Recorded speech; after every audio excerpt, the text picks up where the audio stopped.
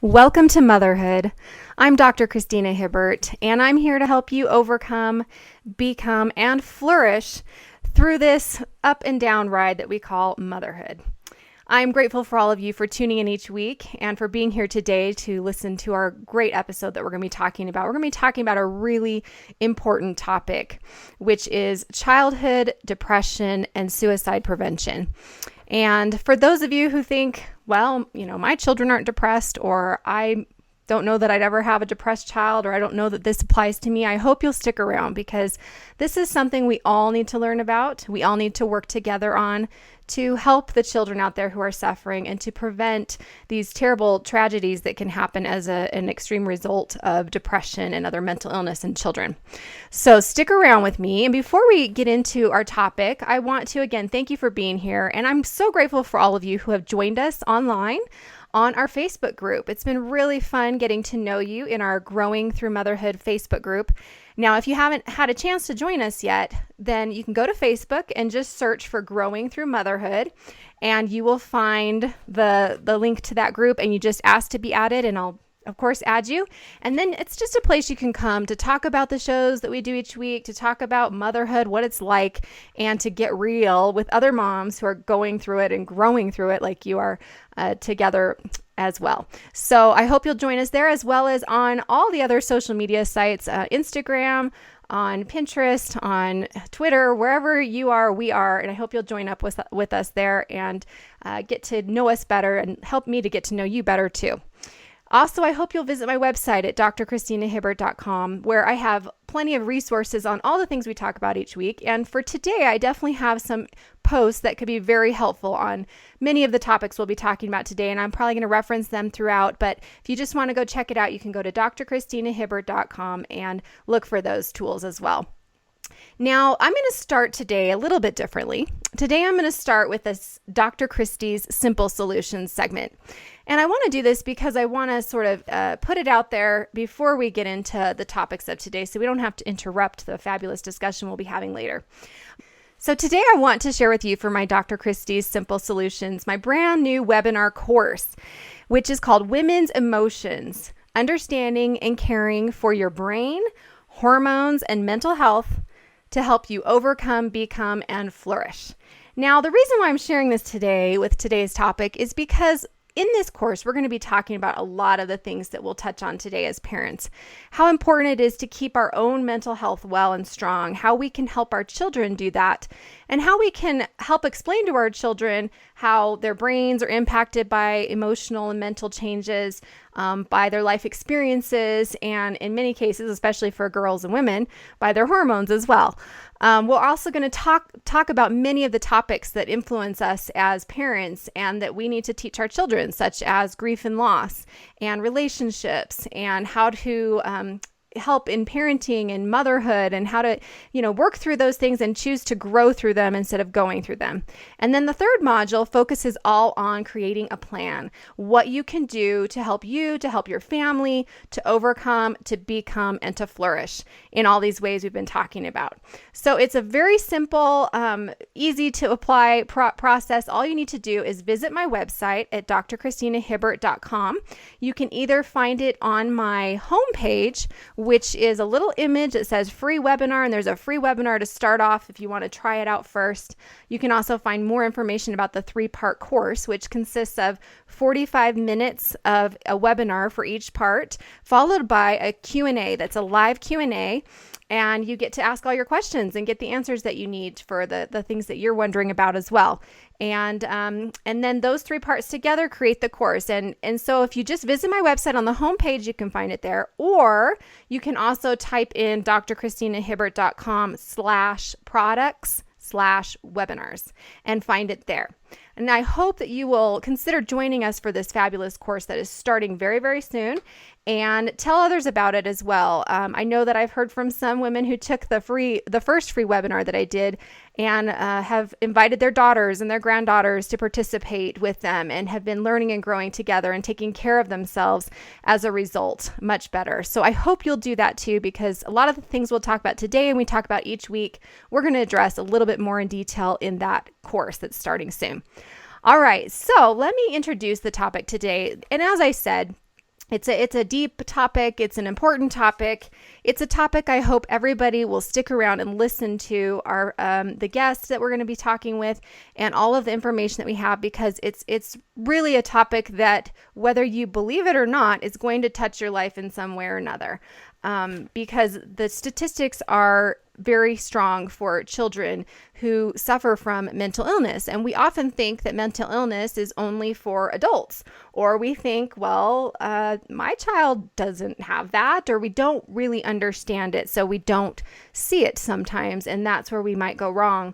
Let me just give you a few of the statistics. And these are some of the statistics that I found when I was pulling together my brand new book, 8 Keys to Mental Health Through Exercise, which is actually available for pre-order already on Amazon.com. And so some of the research on childhood mental health, let's start there, shows us that that mental health disorders actually occur in children much more commonly than most people think. In fact, research shows that 15 million children are currently diagnosed with a mental health disorder. And even more children are at high risk for developing mental illness throughout their life because of all kinds of factors like genetic and, home factors and family and all of those kinds of things that can also cause them to be at risk. Additionally, childhood mental diagnoses are on the rise. One interesting study from 2013 showed that pediatricians back in 2010 were diagnosing and identifying only about 8.1% of children having a mental illness. And in 2013, that had already gone up to 10.5%. And it's been showing that the numbers are rising. Now, that could also be that the doctors are getting better at identifying it, which is great. But it's believed that children's mental illness is also on the rise. And some of the most common mental illnesses or mental health issues with children include ADHD, which is the number one most prevalent one, but also behavioral and conduct problems, anxiety disorders, depression, and then, of course, autism spectrum disorders. Those are all sort of in order of how common these affect children.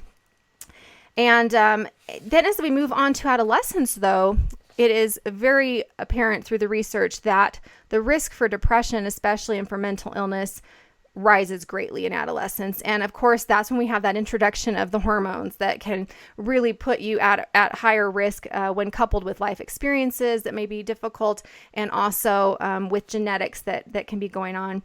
So if we look at the teen years, it's that time of identity formation, that time of trying to figure out who am I. There can be a lot of self-reflection, a lot of confusion going on for teenagers, and depression risk is much higher in the teenage years. In fact, it's estimated that about 11% of teenagers have a depressive disorder by the age of 18. So that's 1 in 10 at least that have an actual depressive disorder by the time that they're 18. And those numbers for symptoms of depression or unidentified depression would be even higher. So definitely we need to pay attention, because adolescence and early childhood and throughout childhood and early adulthood as well, they're all times of risk for mental illness, and also times of being misdiagnosed or just missed altogether because we don't know what we're looking for. So that's why I'm really excited to get to talk today a little bit about not just mental illness, but also about the consequences of untreated mental illness. And we're going to talk about suicide prevention in children as well. And to help you parents out there hopefully understand a little bit better what you can look for in your children, what you can do to help them, and to get us talking really is what this show is all about today. So I'd like to introduce our guest to get us started, Lynn Keane. Lynn, welcome to the show. Thank you so much for being here. Thank you. Thank you for having me, Christina. Oh, it's such a pleasure, and I'm really grateful that that you proposed this topic and that you're here to talk to us today. You have a personal story to share with us. We'll talk about that in a few minutes. And you also have been an advocate in this area for a while now. And let me just tell you a little bit about Lynn first. She's of course a mom, and she is a former journalist. She's an author. And she is an advocate for suicide prevention. And she'll share a little bit about her personal experience soon as we get into this. Additionally, she has done a TEDx talk, which is fabulous. I hope you will check it out. The TEDx talk is called "We Need to Talk About Suicide Prevention." And you can find that on YouTube, or I'm guessing on the TEDx website as well. Just Google my name. We need to talk about suicide prevention. Oh, there you go. Lynn Keane, LynnKeane. And if you look at, if you want to look her up a little bit more, you can find her blogs and some more of her story and such at Lynn Keane. That's KEANE again, .com. And I'm sorry, .ca. That's right, because you're in Canada. I'm in Canada. That's what that means. I thought, well, that must be a typo, but no, yeah. Okay, .ca, people. Okay, so lynnkeane.ca. You can find out more about her there. You can also find out more about her book, which is called Give Sorrow Words.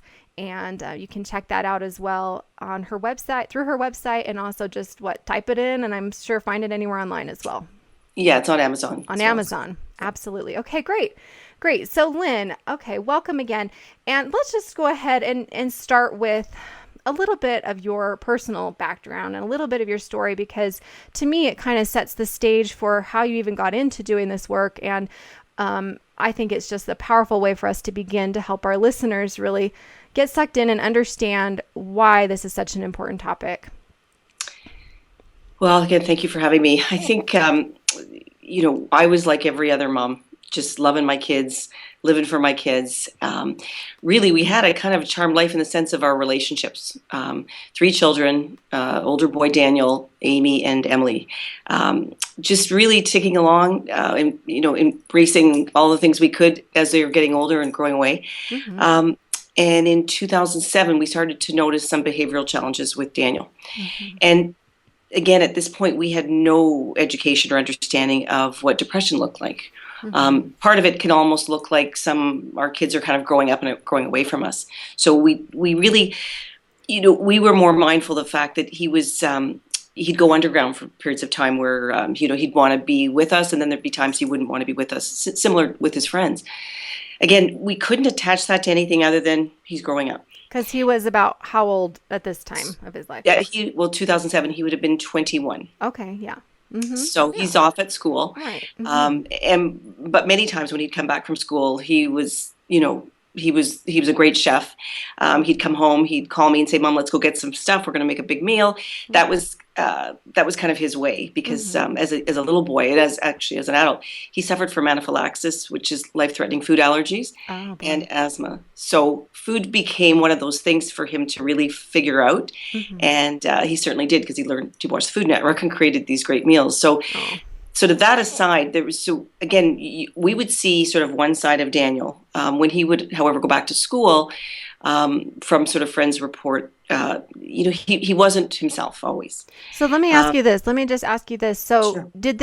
You felt like this really started when he was about 21, or like looking back, can you say maybe it started sooner, or was it really when he went off to college, that's kind of when it started for him?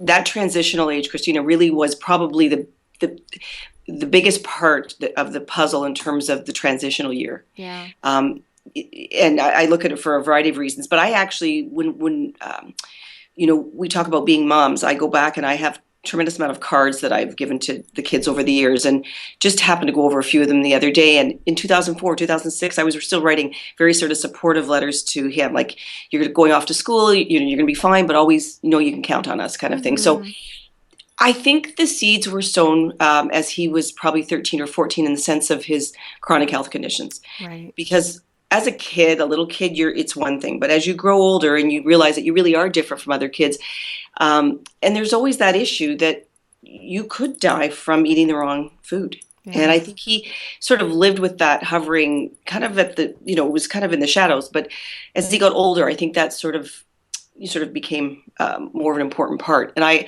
remember asking our doctor at the time, what should we do as parents to help him through this time when, everybody's basically going off to have pizza and he can't do it. Right. It doesn't sound like a lot, but if you do that every day, you don't feel like you're part of the group. Absolutely. He's got to bring his food to restaurants. And it's one factor, and he adapted really well. So you would never know that would have upset him. Right. But I really want to say that we know now, the research shows us that there is a real link between chronic health conditions, whatever they may be, mm-hmm. and the risk of depression. Okay. And you actually have higher risk for suicidal ideation and suicide. So that's an important point for all you listeners who have children who have physical health issues and chronic health problems, such as you're talking about with allergies or other kinds of issues, that can be a link to mental health issues and struggles and depression and possible suicidal thinking and behaviors as well. So that's an important point to point out. So tell us about that time in 2007 and what happened with your son. So 2007, Daniel started his own summer business. So for whatever the things that we had seen sort of creeping in, everything seemed to be fine because he started this really great, successful summer business that he ran for 2 years. What was probably for us really the most important part of this was Daniel went from not drinking at all to when he went to university, college the first year, drinking became a focus. And as a result, homework started to slip. He wasn't doing his assignments. But it was more than that. When he went off to university, he was actually dealing with incredible headaches, sinus headaches. Mm-hmm. So I'm going to go back to another important point for your listeners is Daniel was also a avid snowboarder, wakeboarder, fell hard many times. Oh. Again, concussion. We never had it, was never diagnosed. But I do know from going sort of back chronologically, when his first year at university, he started to have severe headaches to the point where he wasn't being able to manage them. So that was sort of one side of it. Again, back then we didn't connect concussion to depression. Right. And that is a really important point because all of you listening out there, that goes for kids and adults alike. When you have that is a brain injury. A concussion is a brain injury. It might not be as intense as maybe like a stroke or a traumatic brain injury, but you're right. And it can change the brain enough to where you really can be more predisposed toward depression or other kinds of mental illness as a result. And that's what you're referring to. Yeah. Yeah. Thank you for sharing that. Yeah. Mm-hmm. Just kind of going back to different things. So the drinking started in first year of university. And alcohol is another thing that's related with depression and yes. Exactly. So it's a vicious cycle. Absolutely. So I think really at that point, Christina, Daniel was starting to self-medicate really. Yeah. Because he have anxiety for whatever reason, whether around the food or rather being in this sort of new space, this university, what were the expectations? And I'm very open about it. We told Daniel to get his life together because he could do anything he wanted. When what we should have been doing is drilling down to figuring out why was these changes happening in front of us. Mm. We couldn't connect that trajectory from not managing assignments, behavioral changes to a very severe depression. Right. And again, we just didn't have the education or the understanding. We just, I don't even know that we ever used the word mental illness in our home prior. It was just, and if something ever happened, it wasn't going to happen to us because we had a great family, right? So I think and it's so like so many families. I mean, you're not the only one. I know as a parent, it must feel like, oh, if only we would have known or we could have seen, but you're right. You didn't know, and it didn't mean anything about, for any of you listening out there, if you didn't realize something up until now, now's your chance to learn and to start to recognize something, because you're right. The education often isn't there for us as parents, or we don't get it until something really happens. And then we wake up and go, oh my goodness, that's what that is, Well, and because Daniel had the asthma and allergies, I always was kind of an advocate for him when he was a kid. I kind of had to be. There was no way around it. So we kind of got comfortable in those roles. And I think for that reason that we had this very special bond. Mm-hmm. As he got older, he'd say, Mom, I'm fine.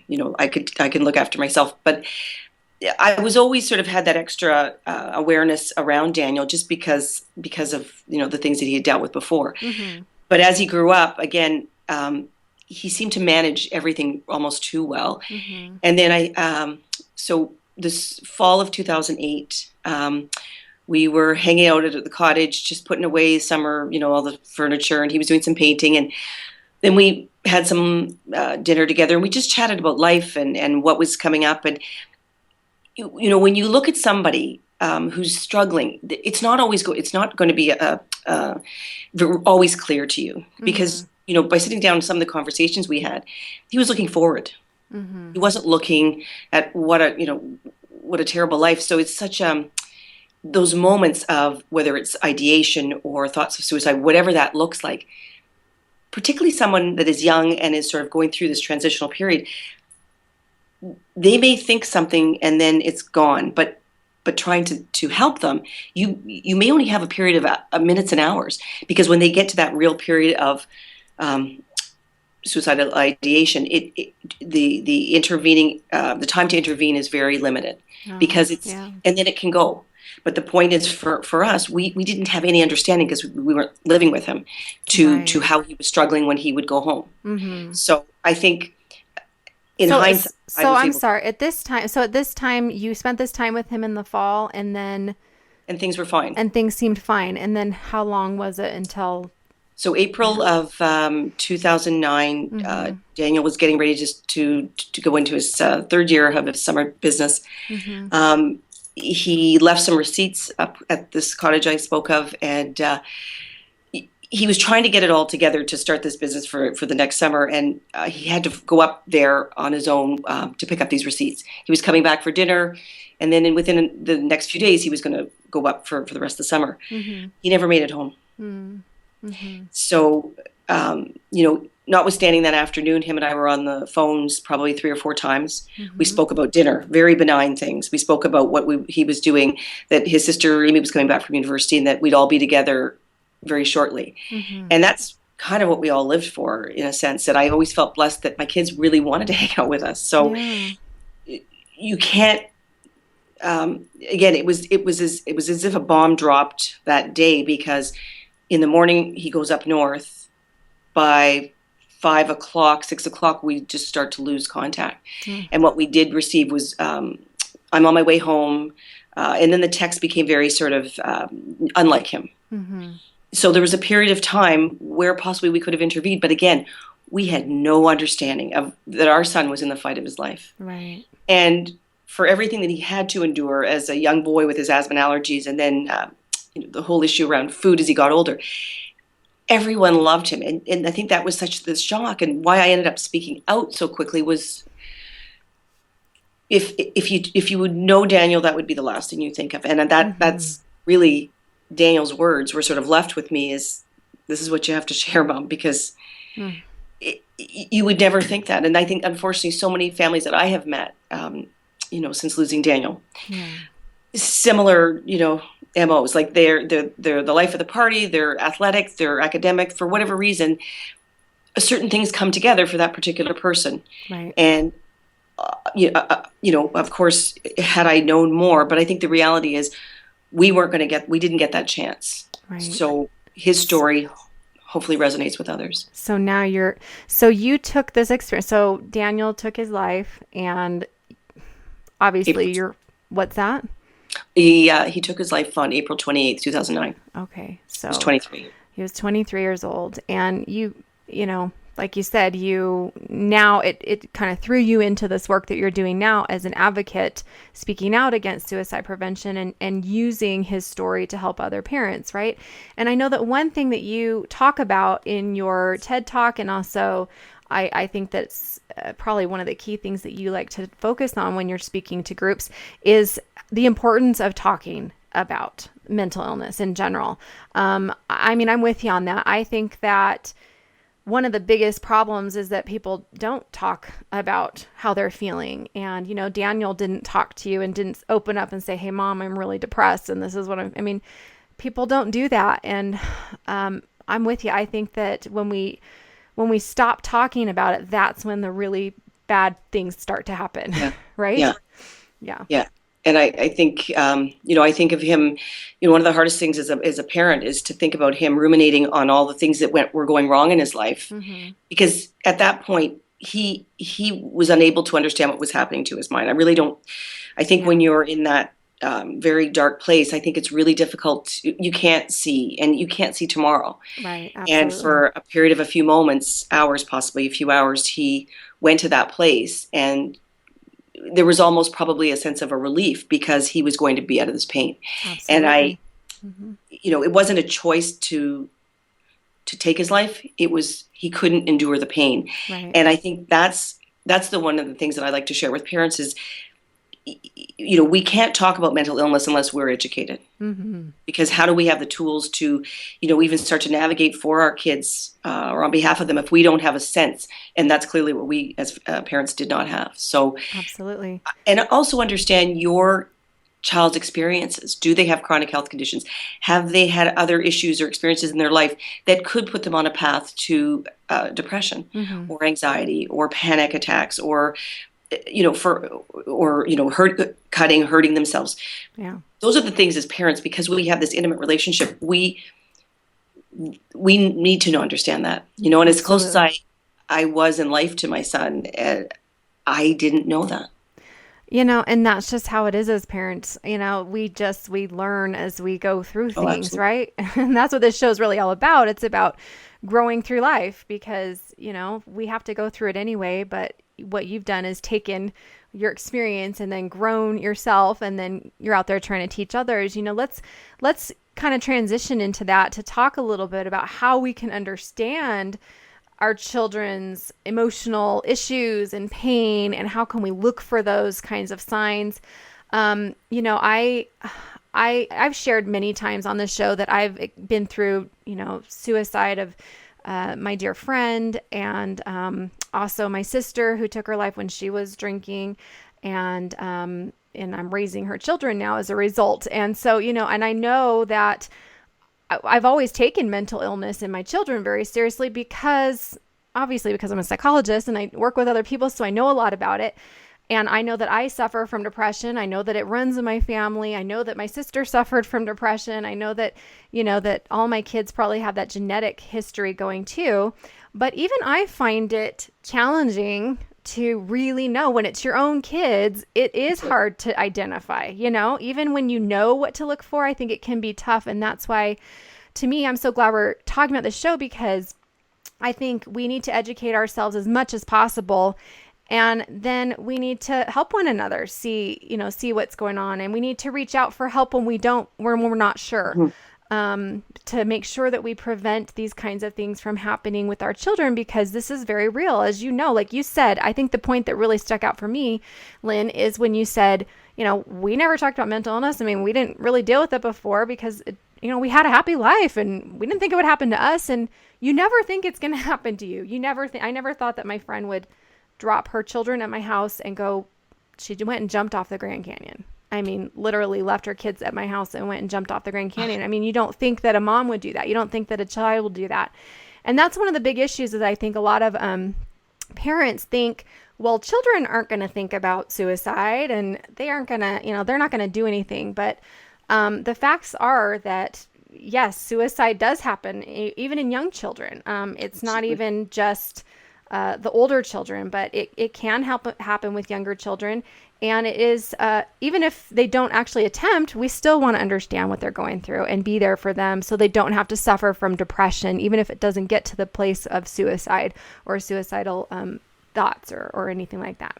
So what would you say, what would be kind of your take home points, like maybe 3 or 4 bullet points that you would want to tell parents about how to understand our child's emotional needs and what we can do to really, to see what's really going on, even when it's tough, because it's your own kid, it can be really tough. And just to our point too, I mean, males historically aren't going to necessarily share their feelings. Yeah.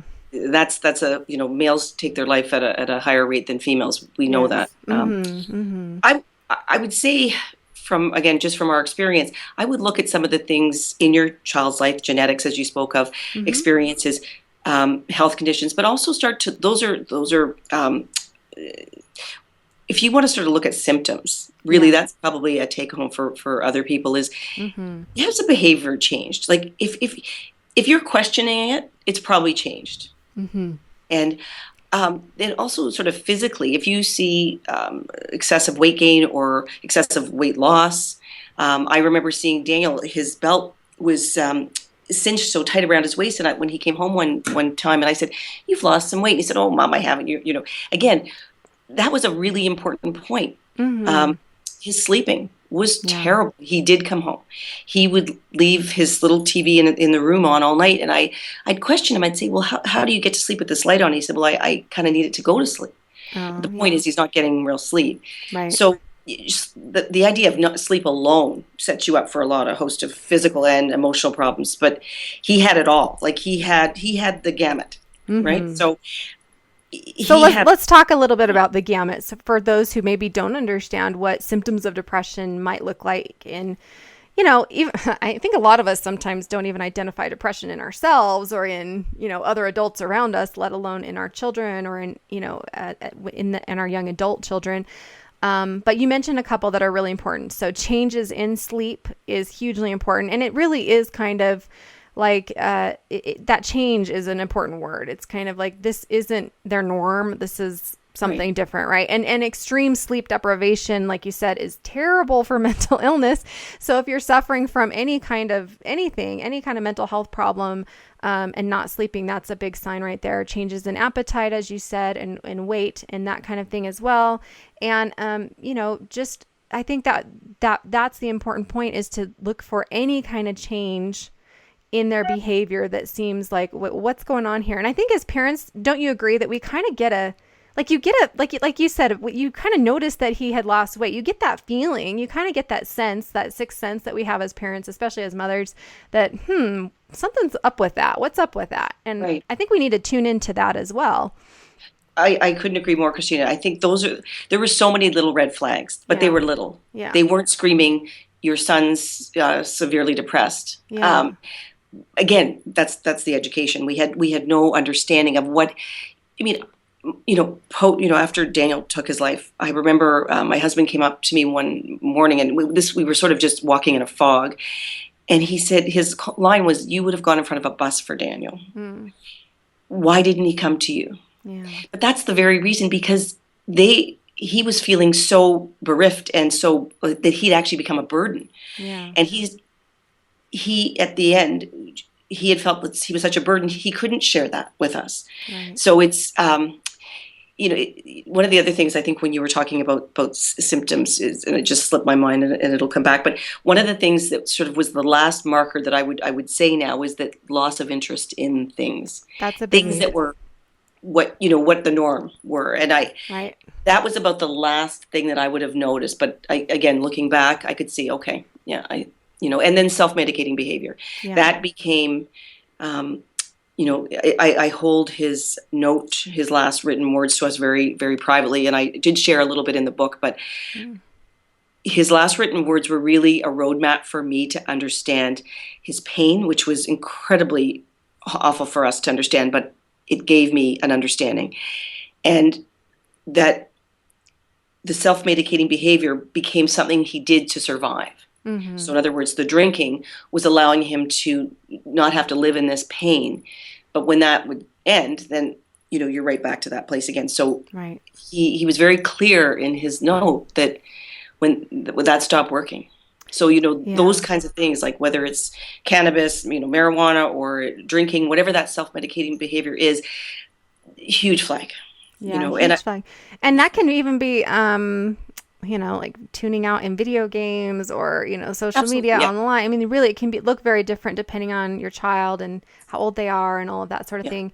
And, I really appreciate you sharing this personal example of what you've been through, because people can learn, obviously, from what your experience has been. And, I just kind of want to add to that some just general information for those listening of some things that you can look for in your children. And it, again, Lynn's sharing her experience with her son, who was, he was a young adult, I guess, let's say, when this was all going on. And some of you might have children around that age that's going on with. Some of you might have children that are grown and, in their 30s or even in their 40s that this is going on with them. Some of you may have teenagers, and some of you may have younger children that you think something might be going on. So some of the things Lynn mentioned that were really, that are key are, again, the changes in the appetite and sleep.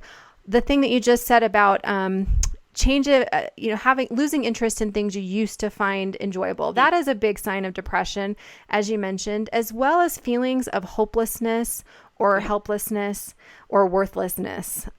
If you start to hear kids saying things like, I'm worthless, I'm no good, you really want to listen up and think, is this just them reacting to a situation today at school, or is this a pattern? And that's another thing to look for is it a pattern of behavior versus a one-time thing or a two-time thing versus, or is it sort of getting worse, or is it kind of just something that they normally do? So just some specific things I wanted to share that you can look for in your children, things that they might say. So if they're saying things like, I shouldn't be here, I wish I were dead, obviously, if they are saying, I'm going to kill myself, you need to take that seriously. And I think what happens is a lot of parents, we think, well, they're not really going to do that, or they're just saying that, or they heard it somewhere, or they learned it on TV or whatever. But we really, really have to take it seriously, because these are all red flags, as you were just saying, Lynn. But they don't even have to be that extreme. It might be like, they might be asking, like, if someone were to die, then what would happen to them? It might just seem like, why are they asking about dying? Or why are they asking about if something would hurt them or not?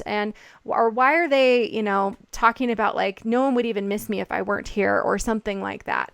Those are all big signs, and that's just the verbals. And there's also behavioral cues, and there are going to be kids, like you said, that are going to be at higher risk. But I think one of the big points that we need to get out there to all you listeners is to listen to your kids. And we do listen to our kids, but really, I think it's more than listening. It's like we have to hear them. We have to hear what they're really saying. And when we get this kind of information that we're trying to share on today's show, that's when we can really read between the lines and go, wait a minute, maybe there's something more here. And you made another great point, Lynn, it's not just depression. I mean, depression is definitely linked with suicidal thoughts, and that can actually be a symptom of depression. But also, kids who struggle with intense anxiety, like you said, or post-traumatic stress disorder, or obsessive compulsive symptoms, or panic attacks, or whatever it may be. All of these kinds of things can make kids feel like, I don't know what to do. And I got it. Like you said, it's like an escape. It's like, I got to get out of here. I can't live like this. Versus I don't think anybody who takes their life really wants to die. I just, like you said, I think it's that they're suffering and they don't want to suffer anymore. Yeah. The other thing I would add too is something, is the access to means. Yes. It's a huge issue, in North America with guns. So, sort of limiting or taking away, getting rid of any kind of access to means for youth, I think is a huge part of the equation. And then there's another connection too, is minority mental health, particularly in adolescents. Their experiences and their ability to get treatment is very different again. So it's so complex, but we can really just, I think, whoever we are, and if we are parents, just to have an understanding, so that when we start to see or hear or have a sense, then we can start to act on it. Because you mentioned the sense of hope. Thomas Joyner, who is also a suicide survivor, and he's a researcher, wrote a fabulous book, I think it's Why People Die by Suicide. And in it, I'll never forget when I saw these three words. It was hopelessness, sense of burdensomeness, and fearlessness. Those three things together are make up the worst cocktail. And when they all come to play with a person who's dealing with the severe depression, suicide can't be the outcome. That's a really important point. And another thing to mention that kind of goes along with what you're talking about with this idea of, do they have the means, and the idea of fearlessness and hopelessness combined together? Well, there are a couple things. First of all, it's important to know that if you think your child's struggling with depression or some kind of mental illness, and then, of course, it's important to take it seriously. And to, what I've had to do with some of my kids when they've been struggling with things is that, I try to talk with them and help them understand and help me understand what's really going on with them. And then if I think it's really something is really going on, then I usually say, okay, you know what, I'm going to call a therapist or a counselor. I'm going to get you to counseling. And I've been in counseling. My kids have been in counseling on and off when we need it. And it's helpful as a parent to have somebody there to help if you're not sure what's going on. And a lot of times that has been really helpful in my kids kind of getting real clear with me on what's going on. I've had times where they say, yeah, you know what, I think that would be good. Or, maybe I am depressed or something. And then there have been other times where it's like, I'm not depressed, Mom. I'm just mad about whatever, basketball or whatever, And so then it's like, oh, okay. And then you can kind of get a feel for what's going on. Or like I said, if you don't know for sure, getting that extra help can be very helpful to try to figure out what's going on. The other important point is that you kind of touched on with the fearlessness thing is that when we're talking about depression and suicide, and this goes for people of all ages, but definitely for children as well, usually people attempt suicide after the lowest low of the depression. It's like you're in the low, and then when you start to sort of come out of it, that's often when people actually attempt or complete suicide, because that's when they have a little bit more energy again. Sometimes the bottomless pit of depression can be so miserable and difficult to deal with that there's just no energy, and there's not even a sense of fearlessness. It's just like you just have no energy to deal with anything. But then once you start to come out, then it might be like, well, I can't handle this pain. Right. And now that's when something like that can happen. So it's important to remember that, to keep an eye on your children or the people around you that might be experiencing suicidal thoughts. Because a lot of times I think it's missed because people think, oh, well, they're getting over the worst of it. Right. And they like loosen up their kind of their watch on it. Yeah. Yeah, no, for sure. And I had mentioned earlier, ideation to completion can be minutes or hours. It doesn't have to be over a long period of time. And that's, in our case, we didn't have that opportunity because we were 2.5 hours away from each other. Yeah. Yeah. That's and we a didn't actually point. find. I'm sorry. Go ahead. Mm-hmm. We didn't actually find out until the next day. Oh, wow. So, as I said, a bomb dropped into the middle of our life, and as the shock started to lift, I knew I had to, personally, for my own healing, I had to understand the factors that came about with his depression and then eventual suicide.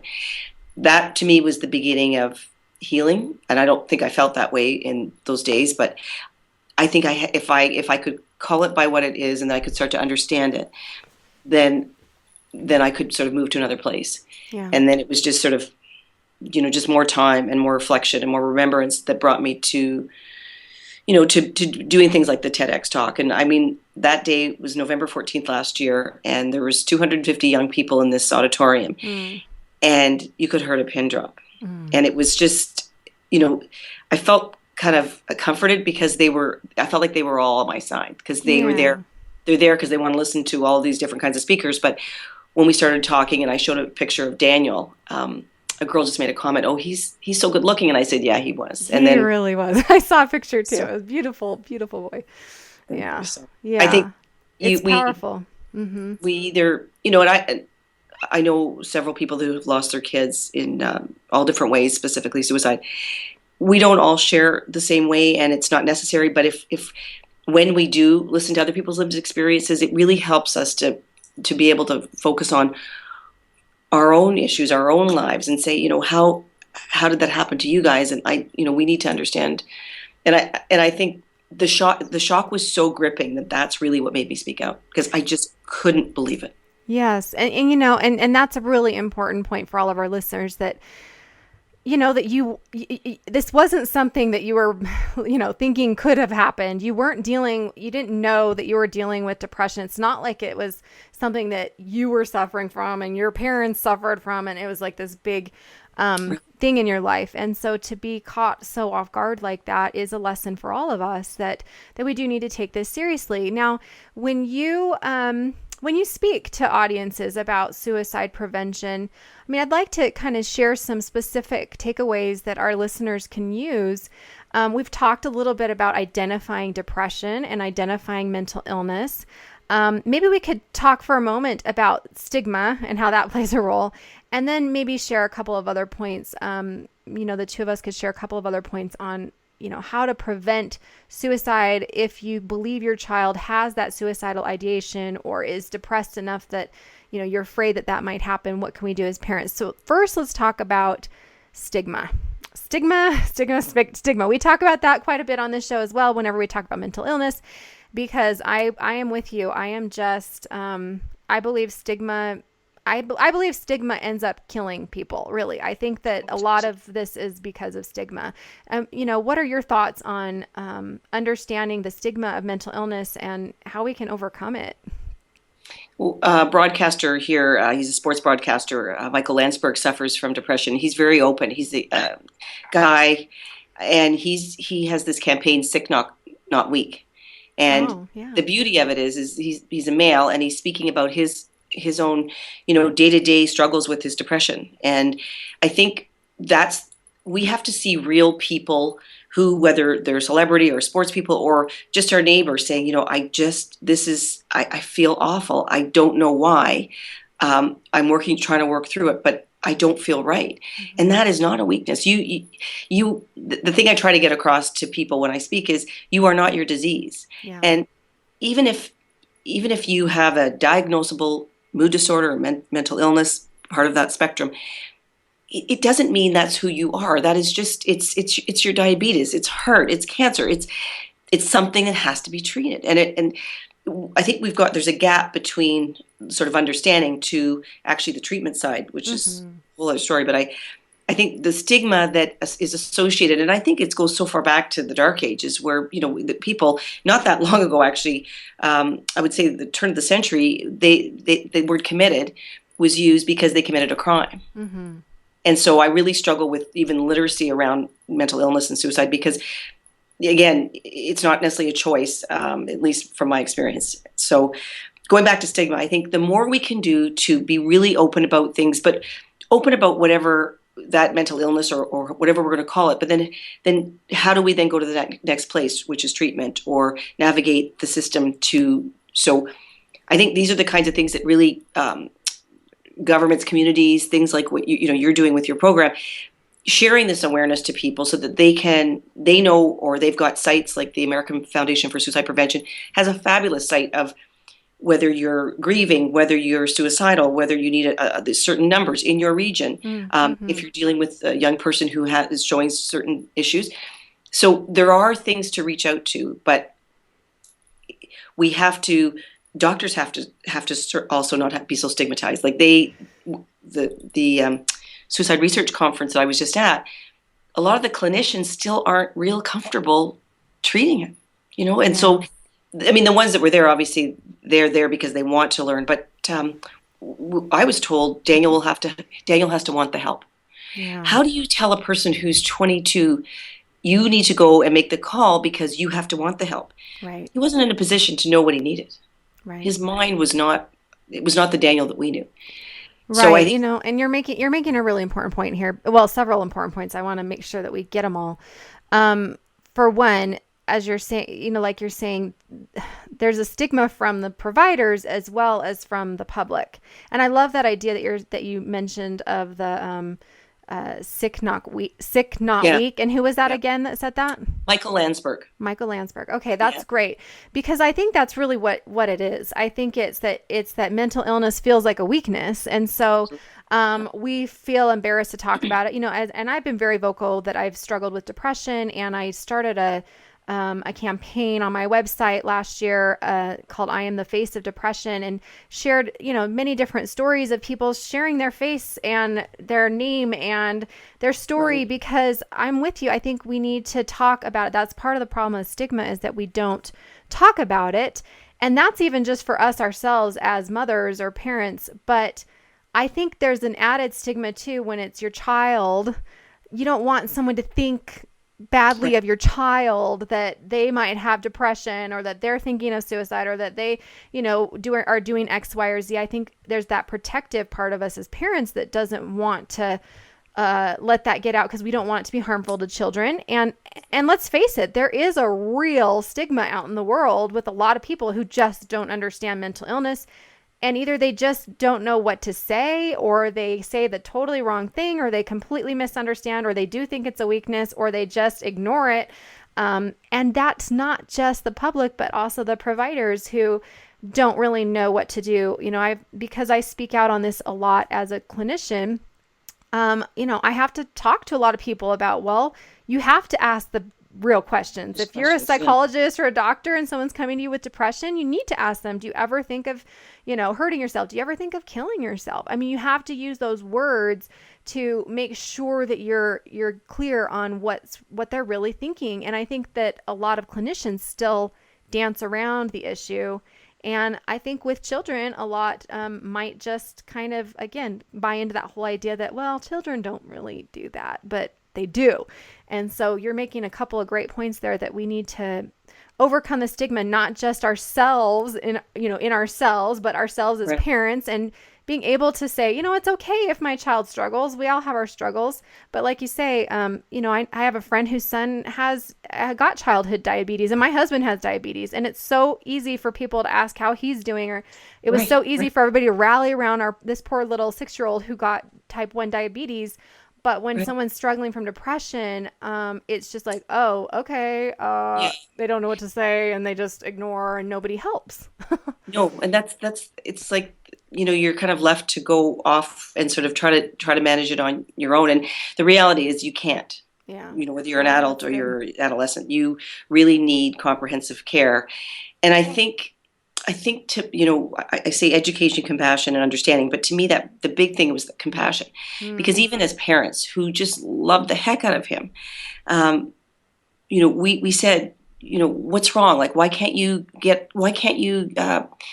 pass this course, or why can't you get your assignments in time? Because Daniel was so stigmatized, he could not share that the most innermost of his pain, because of the things that had gone on. So let me just sort of backtrack.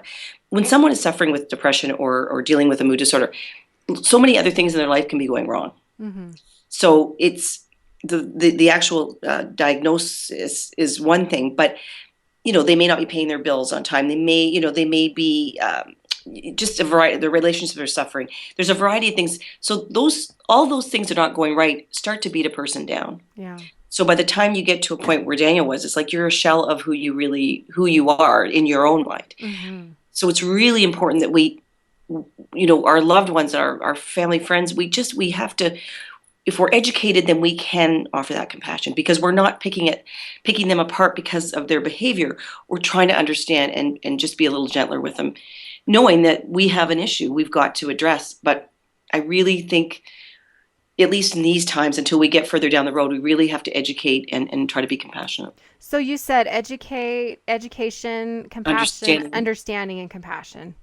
Oh, Yeah. I think that's a beautiful way to put it. For all of you listening out there, those are three, concepts that you can take away and remember. You need to educate yourself. If you think your child of any age is suffering from depression, anxiety, any form of mental illness, any kind of mental health issue, there is so much education out there at your fingertips. You can go online, and just before the show, I went and I was just Googling, just looking up. I mean, there's tons of information. If you type in childhood depression, you just start looking around.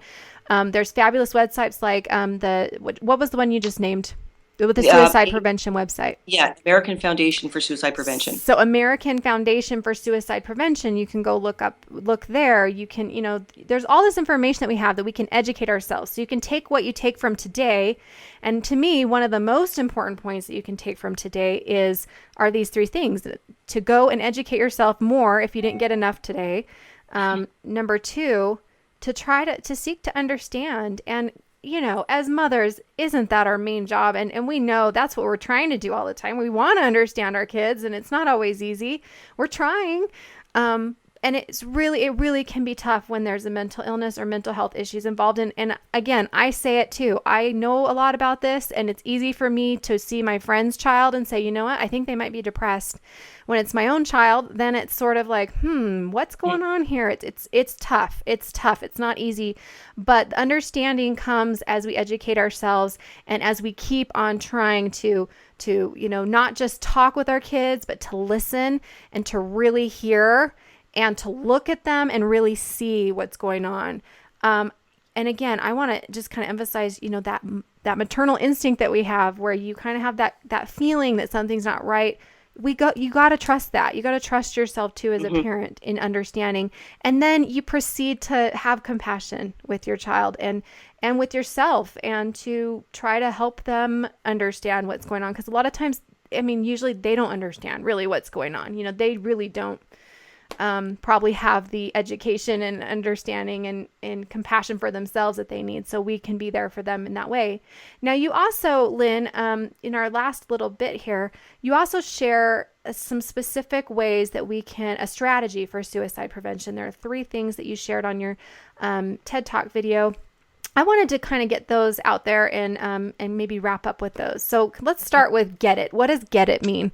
So get it is back to education. Yeah. Get it. Understand mental health, mood disorders. Just have a sense of them, maybe more than you maybe started the show with. Maybe go out and try to take a look at some of those websites and educate yourself. So get it. Yes.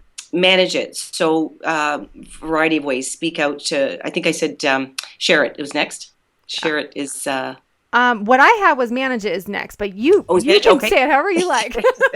Well, manage it is either way, right? It's not meant to say manage it alone. Okay. So manage the symptoms, the whatever's going on. Is that what you're talking about? Yeah. So if you're not, if you don't feel yourself, or if you're looking at someone else, really get a sense of what needs to be done. That will help you sort of from the education or from the get it part. But if you're not managing, okay, then you really need to share it, which is really probably the most important of all. Is if you don't feel right, or if you feel that someone in your family that you love or a good family friend is not, then you need to share it. And so that sharing goes both ways. So if you see something, then there are certain things you can say. I've noticed that you don't attend the basketball games anymore. Are you okay? Do you want to talk about it? Oftentimes people aren't going to necessarily say the first time, but you can have a sense, and I think that's the key. So to get it, manage it, and share it. Okay, so get it, get educated, manage it, try to manage what's going on with you if you can, right? Try to understand. Again, that goes back to understanding, and then the compassion part, I think, is what you're talking about with sharing, right?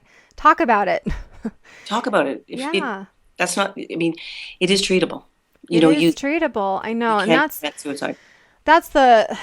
that's the really hardest part of all this, really, isn't it? Is that it is treatable, and your point earlier is so important to kind of bring back up right here. Is that you just don't know when it's going to be the last time, and you don't think it's ever going to. I mean, when you said like you never thought that would happen, I never thought that I literally thought about my friend when she asked if I could watch her kids. I knew she was having suicidal thoughts, and so I literally thought, I hope she's not going to do something to herself. But she told me, when I asked her, she said, when I asked her, how are you doing? She said, I'm fine, I'm great, I'm just going to go take care of myself and exercise. And you believe them. So it's tough. I didn't really think she would. I mean, I thought it, but I didn't really think it. And then when it happens, it's so unbelievable. It's just like, you just don't believe that can happen to you, but it can. And you don't know when it's going to be that final time when you don't have another chance to talk about it and to share it and to manage it and to, to have that compassion and understanding for one another. Sorry? No, go ahead. I was just going to end by saying, please. Suicide is the second leading cause of death in ages 15 to 15 to 34. Oh, yeah. Second leading cause. So, I don't think we have the opportunity to ignore it. No, we can't afford to ignore it. It happens. It's real, and it's preventable, like you said. And it really does require us as parents to take that initiative to really learn to understand and to have compassion with them, and to also, I would add, to lead by example. By how we take care of ourselves and how we talk about what we're going through and how we deal with our own problems, to be that example as well. So thank you so much, Lynn Keane, for being here with us today to talk about this really important topic. For everybody out there, I hope you'll visit Lynn's website. Again, that's Lynn, Lynn, Keane, KEANE.ca. And you can find her there. You can find all about her. You can also check out her book and her TED Talk. You can go look that up online, all about suicide prevention. And I just really want to applaud you for taking this tragedy in your life and using it to go out and educate and help others to not have to go through what you've had to go through. Thank you. Thank you. Yeah, my pleasure. My pleasure. So, and for all of you listening, if you need more information, of course, visit Lynn's website. You can visit the website we mentioned earlier, the Association for Suicide Prevention. So it's afsp.org. afsp.org. Okay. And there's great. also NAMI, which is NAMI. Yeah. It's the National Alliance for Mental Illness. Mm-hmm. Again, there's a plethora of organizations out there ready to help. And you can even just type in suicide prevention. It'll bring up a hotline. It'll bring up all kinds of stuff online if that's where you are. Otherwise, I just want to kind of wrap up and reiterate, parents, we just really need to take this seriously in our children and watch for any signs, any changes, any drastic alterations in what they enjoy doing and how they're sleeping and how they're eating and how they're feeling. And especially listen for some of those signs when they say things like they feel worthless or not good enough, or other signs that might lead to us to understand better what's really going on with them, and then do something. That's the other point that Lynn mentioned earlier that I really want us to put out there, is to do something. And that might be looking up online or reaching out to somebody that way, or it could be scheduling a counseling appointment or just talking with your child, or whatever it may be, do something. So again, I'm grateful for Lynn being here today. And for all of you listening, I'm so grateful for you joining us each week. I hope you'll check out that Simple Solutions segment that I mentioned earlier. Go and check out my new Women's Emotions webinar course, where we're going to talk about a lot of the things that you can do as a mom to help yourself be mentally and emotionally well, and then to help educate your family as well. That's on my website at drchristinahibbert.com. And I hope you will join us next time as we choose to grow through motherhood instead of just going through it. Because as we know, it's a whole lot better to grow through it and to do it together, as we do here each week on Motherhood Radio. Thanks, everybody, and I'll see you next time. Bye-bye.